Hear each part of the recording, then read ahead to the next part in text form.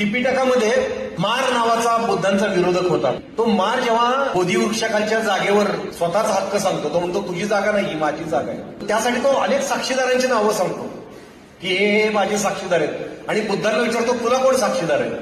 बुद्ध आपल्या जीवनातून हात बाहेर काढतात आणि असा पालथा जमिनीवर ठेवतात आणि म्हणतात ही महापृथ्वी मला साक्षीदार आहे. इतर वैदिक धर्मगुरूंप्रमाणे ते आकाशाकडे बोट दाखवून देवदेवतांची साक्ष काढत नाहीत. हे फार सूचक आहे. आपल्याला स्वतःचं कल्याण करायचं असेल तर आकाशातले ग्रह तारे देवदेवता काय करणार नाहीत.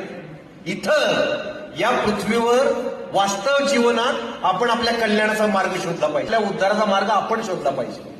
धर्माला आणि तत्वज्ञानाला आकाशातून जमिनीवर आणण्याचं काम बुद्धांनी केलं.